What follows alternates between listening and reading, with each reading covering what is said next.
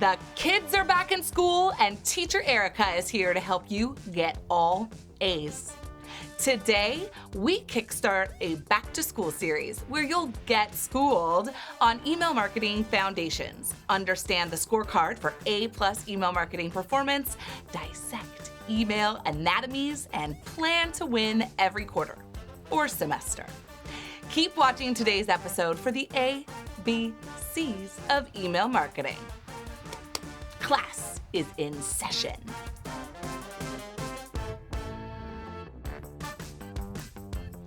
Welcome to the Email Mavens YouTube channel, the place for winery owners and marketing pros who want to sell more wine online by sending better marketing emails.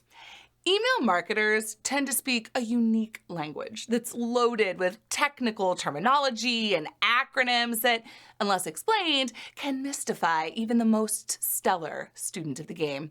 So today, I'm going to teach you the ABCs of email marketing terminology. A is for authentication. Email authentication is a process used to verify the legitimacy and integrity of an email message. It establishes trust between senders and recipients by ensuring your identity is verified. Email authentication relies on several methods and standards: Sender Policy Framework, SPF, Domain Keys Identified Mail, DKIM, Domain-Based Message Authentication Reporting and Conformance, DMARC, and Brand Indicators for Message Identification, BIMI. Yes, there will be a quiz later. All right, moving on. B is for bounce rate. The percentage of email addresses in your subscriber list that didn't receive your message because it was returned by a recipient mail server. Your goal is to keep your bounce rate under 2%, or only 2 bounces for every 100 emails sent to. Moving on, C is for call to action. In email marketing, the call to action is often displayed as a button and is the one action you want your subscriber to take because they received your email campaign. To make the best CTAs, consider these questions. What do I want a subscriber to do? How will they know what to do? And why should they do it? D is for dynamic content. Dynamic content in email marketing describes any email content that changes based on the subscriber's data, preferences, and behaviors. So you'd send a marketing email to your entire database, but certain content modules within that email would be dynamic, changing based on a characteristic you determine. E is for email mavens. Just kidding. It's for ESP, aka your email service provider. An email service provider is a service that enables marketers to send email marketing campaigns to a list of users or subscribers. Subscribers join these lists by opting in to receive marketing messages. So these are your MailChimps, your Klaviyos, your Constant Contacts, and more. F is for frequency, as in how often you send marketing emails to your subscribers. At the Email Mavens, we believe that anything less than a monthly touch is going to hurt your overall engagement and performance. You find your ideal frequency based on email marketing program goals, your list engagement in general, and through testing and segmentation. G is for global suppression list. A global suppression list is a list of email addresses and domains that you don't want to send emails to. The list includes known bad email addresses, such as those that don't exist or are spam traps, or are role addresses. It also includes domains that don't exist. So the global suppression list, good. H is for HTML, or hypertext markup language. This is a type of email that allows you to customize your design and format more so than you can with a standard plain text email. I is for IP warming. This is a process that involves gradually increasing the number of emails sent from a new or unused IP address over a set period of time. The goal is to establish a good reputation with internet service providers as a legitimate email sender and to build trust with users. J is for journey.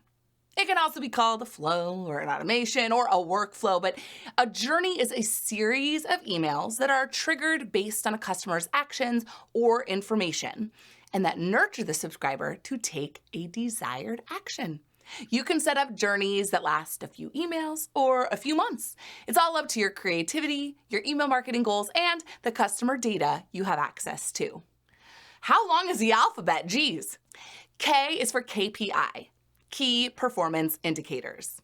These are the metrics that matter for your winery when tracking email marketing success and include things like open rate, click rate, unsubscribe rate, conversions, bounces, spam complaints, and more. L is for lead. And a lead is so important to your winery. The average email list churns at 20 to 30% every year, so you need to constantly add new subscribers or leads to your list on a regular basis to at minimum outpace that churn. M is for map with customer journey in front of it. Do you have one? It's a visual representation of your customers' potential engagements with your business on their way from being a lead to being an advocate. And we like to really dig into it from a digital perspective as a part of our work with our one-on-one clients and with our Email Essentials package. You can learn more about our starters kit at the link in the show description. N is for nurture. A communication strategy designed to place content in front of prospective buyers at various points in their journey with your winery. Now, the key to successful nurture marketing is presenting important information that helps your prospect take action or helps retain a new customer before they have to ask for it. O is for omnichannel, a customer-centric strategy that combines multiple marketing channels to create a consistent experience across all the touch points. This includes traditional and digital channels such as websites, apps, your social media, and email, as well as physical experiences like your tasting room or on and off-site events. P is for personalization. And this is a strategy near and dear to the email mavens. You use data to target and retarget leads with a brand message that speaks directly to your specific customers' interests, demographics, and buying behavior. With a personalized marketing strategy, your customers should feel like your winery's email campaign was made just for them. Q is for query, or a search that pulls in real-time customers who match a series of criteria you define. These can then be saved as dynamic segments for constant remarketing and better nurturing, or can give you a snapshot of what currently exists on your database. We're almost to the end here, friends. And R is for responsive email. This is email that automatically adjusts its layout and design to fit the screen size of a subscriber's device. This allows the email to look good and be readable on all devices, including your desktop, your tablet, and your mobile phones. Responsive emails eliminate the need for unnecessary scrolling or resizing, and they provide a better user experience. As an FYI, most image-only emails are not responsive. Just a heads up. S is for segmentation, a technique that involves dividing an email list into smaller groups based on shared traits. This allows you as the marketer to tailor content to each segment, which can lead to increased engagement rates, better conversion rates, and decreased unsubscribe rates. Booyah. T is for test, as in send yourself a test of every email you create before you send it. The email mavens have an extensive quality control checklist that all campaigns need to pass before we'll schedule a campaign for our clients. At a minimum, you want to ensure your email doesn't have errors like typos or broken links, that it functions well on multiple devices, and that your customers can easily take any actions your campaign is intended to inspire. U is for unsubscribe. And this is the action a user takes to opt out of getting any more emails. It's an indicator of a disconnect between what your business is sending and what your customer expects or wants to receive. You want to aim to keep your unsubscribe rate under 0.5%. V is for verification. Verification is a process that helps verify if there's an actual user on the receiving end of your email address. It's typically accomplished by sending an activation link or code to an email address, which the end user has to activate from their inbox. W is for WIFM, or what's in it for me? The most important question your email campaign should answer for your customers so that they're inspired to take action. If your email doesn't clearly help a customer understand what you want them to do and with them, what's in it for me, you're missing out on a lot of opportunity to delight your subscribers and to grow your email-generated revenue as well. X is for examine your performance. Okay, sorry, X is a hard one. But if you don't have a process to regularly examine your email campaign performance, to implement fixes for anything that is underperforming, and to double down on what's working, then your email marketing performance could languish in mediocrity. Nobody wants to get a B- email campaign. Examine your performance. Y is for YTD. Well, year to date. At Email Mavens, we recommend our students set yearly targets for e-commerce and track performance towards that goal. If you're trending upward YTD, you can ease back on your cadence, or that means send fewer emails, or send them to more targeted audiences.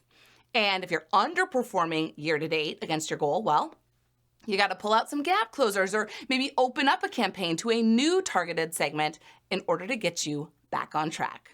We are at the end of the alphabet. We made it through 26 letters, and Z is for zip code. This is a handy data point to have if you want to market based on location. And frankly, I'm becoming increasingly convinced that wineries should make an effort to get this data point for all of their new subscribers, especially when they're acquired on their website. This helps them target email campaigns that are dedicated to driving tasting room traffic versus driving e-commerce performance. Too many online sales campaigns from wineries in my backyard, and I'm out. Too many come to bingo tonight emails from wineries in Temecula who I can't just zip on over to, and I'm gonna start to glaze over. So there you have it. Whew! Now, listen, there's no test on this later. So there's no need to cram or pull an all-nighter to study. Just be aware of these terms. And if anything you learned today was new or inspired you to try a different strategy, be sure to share your insights with us in the comments. We are on a mission to help every winery send marketing emails that sell, that don't suck. So bring your friends to class. Share the Email Mavens YouTube channel with a winery you love or a winery you don't love. Shoot, we'll take them all. Now that you know these ABCs of email marketing, the next time you're called on an email marketing class, or you sit in on a webinar and somebody's talking all jargony, you're gonna be able to raise your hand eagerly and shout, "Pick me!" Because I just gave you a peek at the answer key. Until next week, keep pressing send on your next best email. We're not rolling! Okay, fixed. Email marketers, I'm supposed to say who I am, aren't I? Do I ever say who I am? Not lately. Y'all already know who I am. G. Why can't I say format? Good God. Gotta give me bloopers. So, is the usual process. That. So, I mean, shoot. Let's try that one more time. We censor you. Beep.